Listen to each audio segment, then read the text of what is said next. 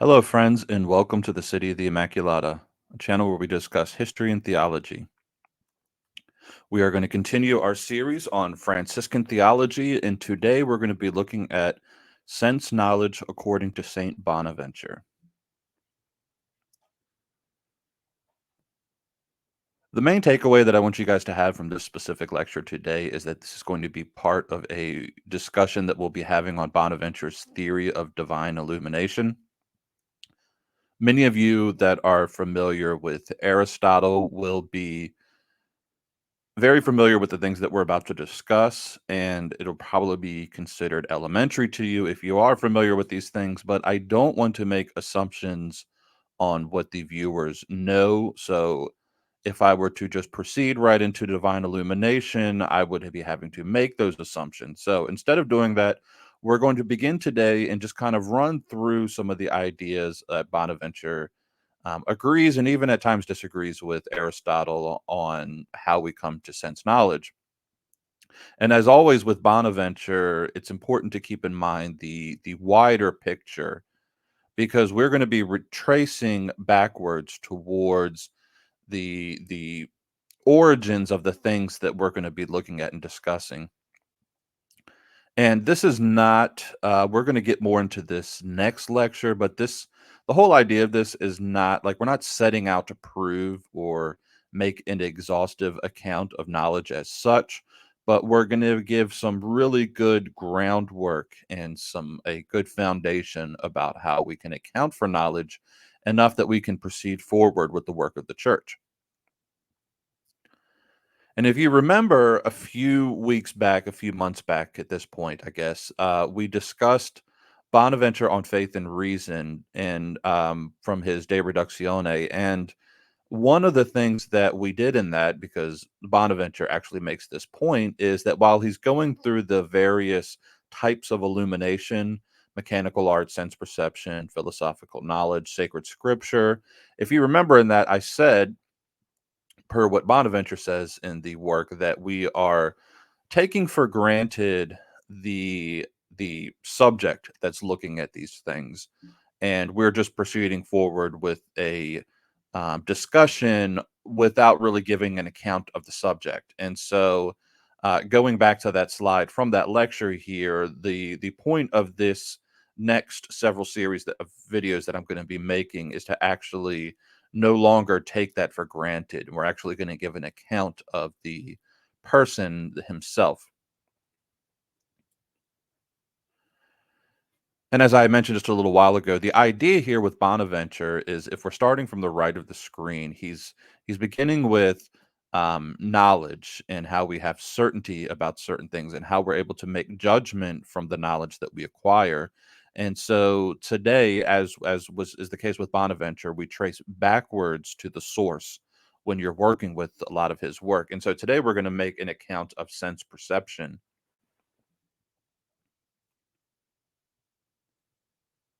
And the whole idea of this is to give a robust account of how the mechanisms of human knowledge work.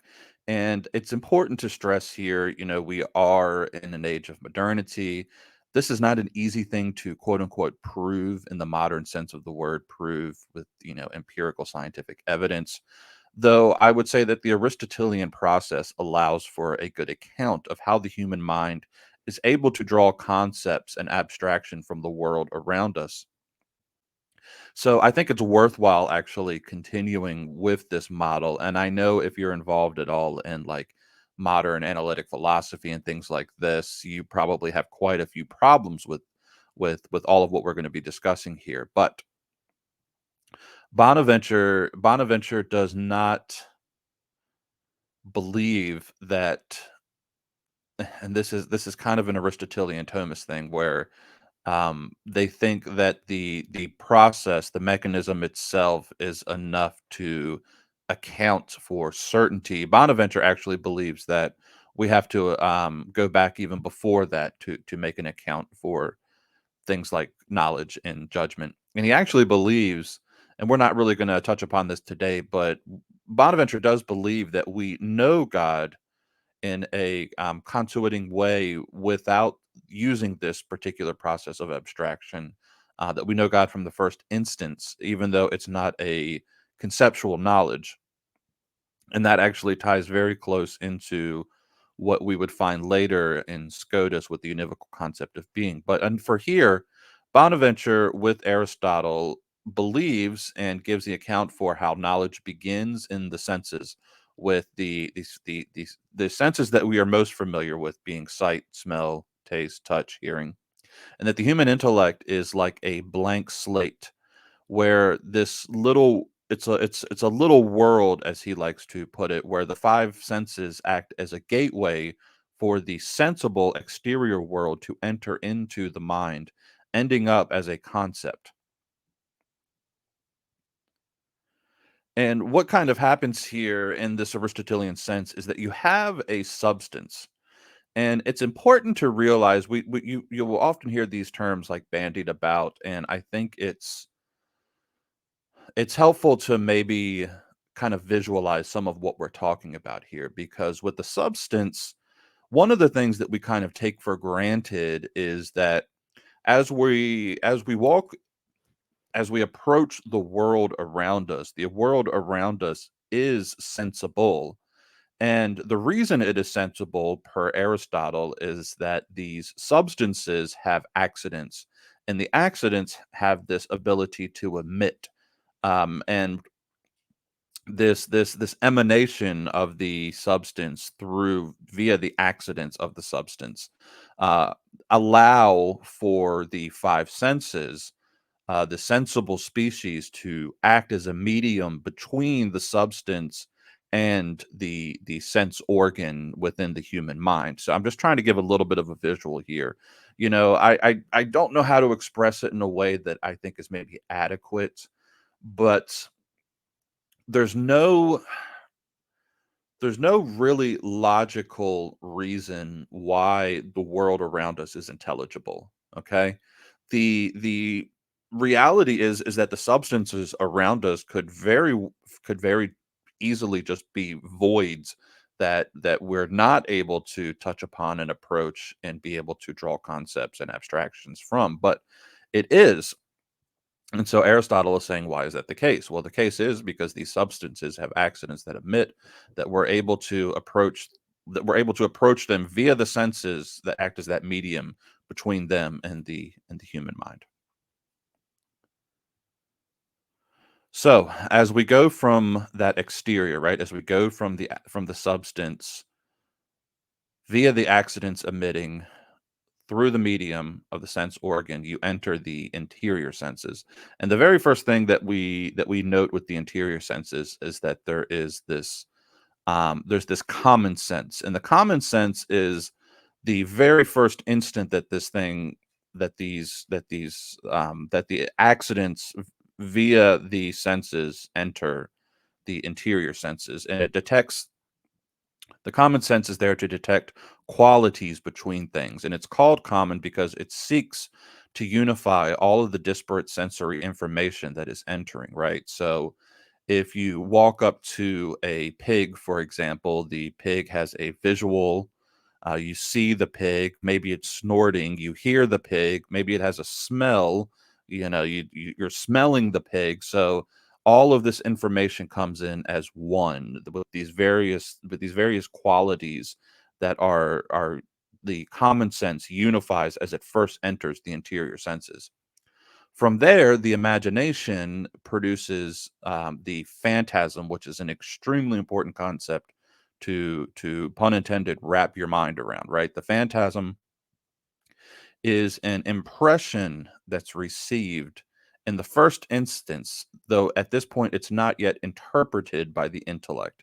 This is going to be the next step in the process, but the very first thing that the imagination does is it produces this phantasm, which the agent intellect then is going to act upon to produce the abstract concept by the intelligible species. And then once that happens, you have this process of comparison and division that allows us to distinguish between phantasms of different kinds. And then from there, the sense would enter into the memory, which the memory is this power of the soul that's able to retain all of this received information and call upon it later from the external senses. That information it's received from the external senses, the memory receives it and retains it in an organized way, and it can call upon it later. So, as we moved from the exterior to the interior, now the mind can pull from the memory past experiences with this or a similar object. So, if I am experiencing this pig again, or if I am experiencing another pig, as well, the mind can now um, use the phantasms, and this is what the agent intellect itself is going to operate on. And it does so by means of what Bonaventure will call a likeness or a similitude.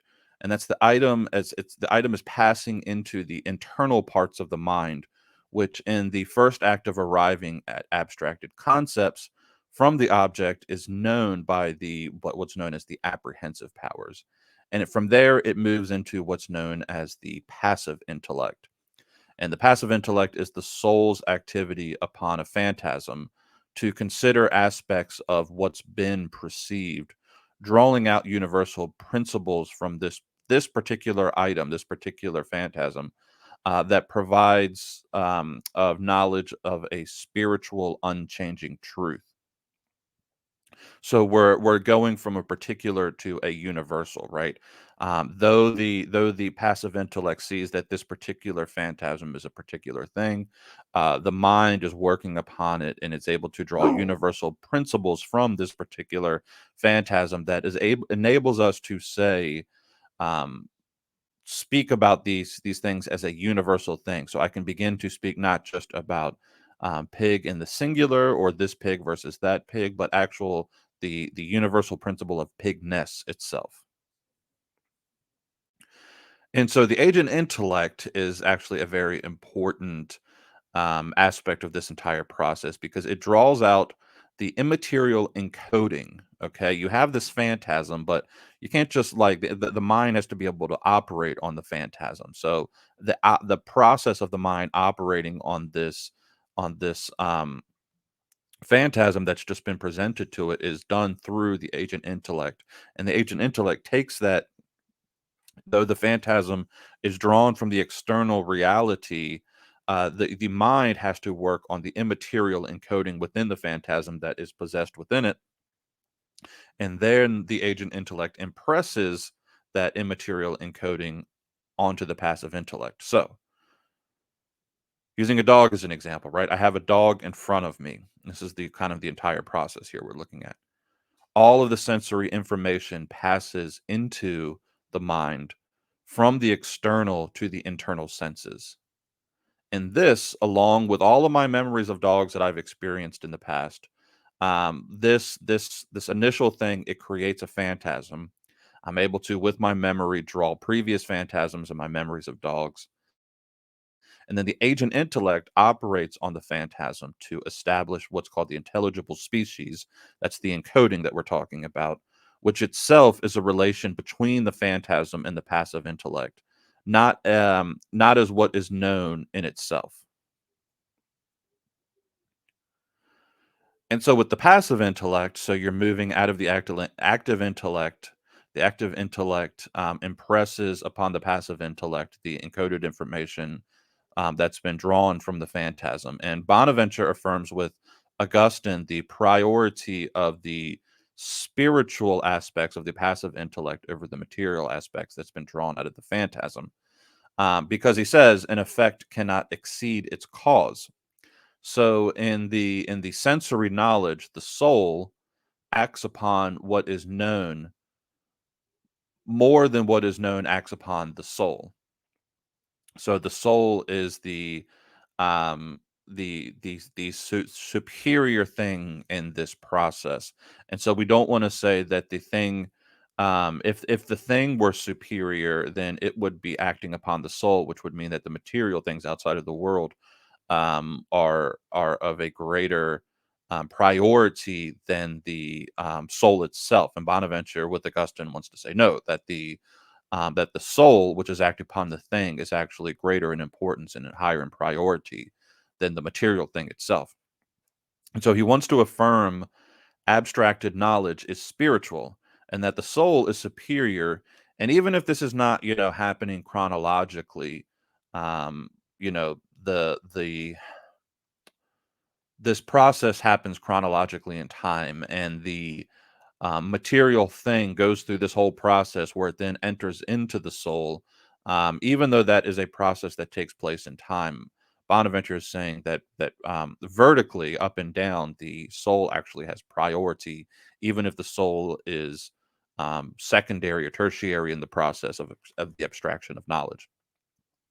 Now, Bonaventure does disagree with Aristotle and via Aristotle Thomas, where he says that the passive intellect is not purely passive, right? So the idea here is that while they want to say that the passive intellect is simply acted upon by the active intellect, Bonaventure says that no, that he wants to say that there is a sense in which it is said to be active. And it's important there to stress the sense, right? So he's not saying that it's a completely active process, but there's a sense in which it is said to be active as it is a spiritual power, which we're gonna get delve more into next week as we go into divine illumination.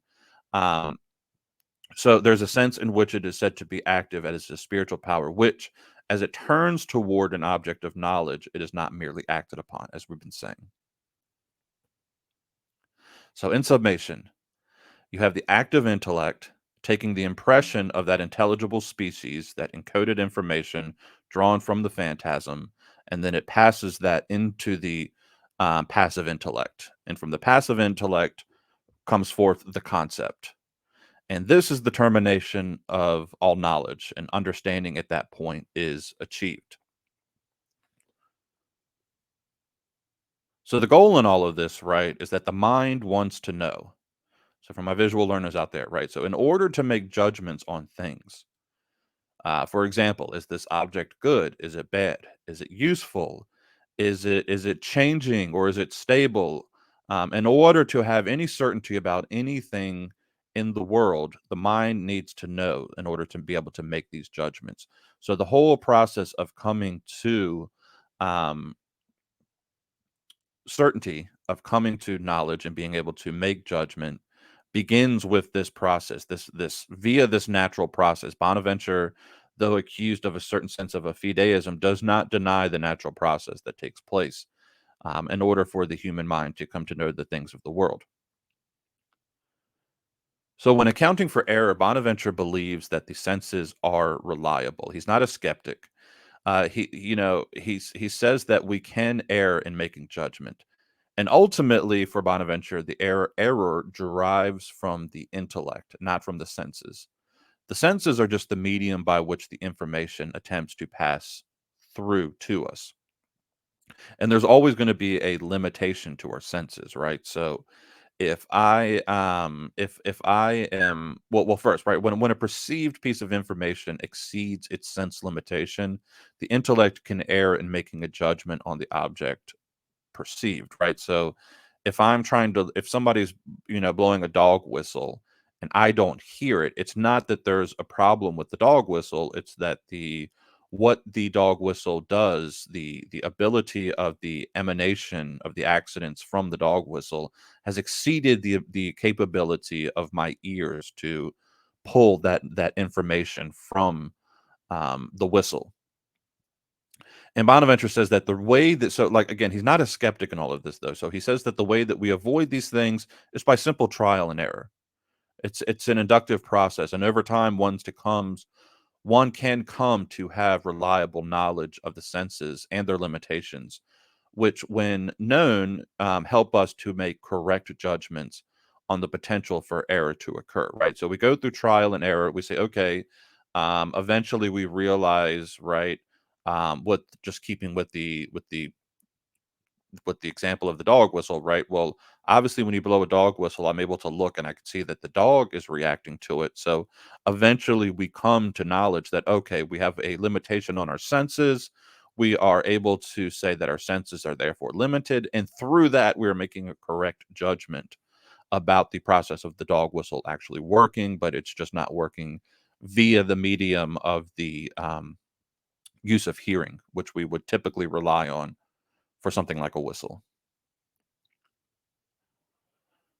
All right, so I hope that's helpful, guys. This is literally just a quick rundown. Again, I'm sure many of you are familiar with this. I'm sure there's many places where you could find out more about this or even just better summaries than I have just given you, but I don't want to just move to the next thing, which is a super important concept to get when we're dealing with the Franciscan philosophy and later as it plays into Franciscan theology. And this is this Bonaventurian concept of divine illumination. I don't want to move into that without you guys having at least this first initial step towards that this process that Bonaventure is going to talk about with divine illumination. So I just wanted to give you this.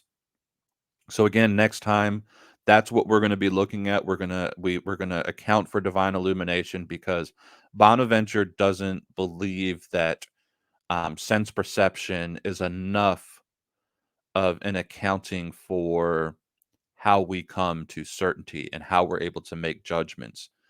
He wants to back up and while I don't think his account of divine illumination is an exhaustive treatment on all fronts, it's absolutely a workable and accessible and practical hypothesis for human knowledge, and I think it really does a wonderful job of helping Catholics going about doing the work of the church. So I really hope you guys tune into it and look forward to that lecture next time.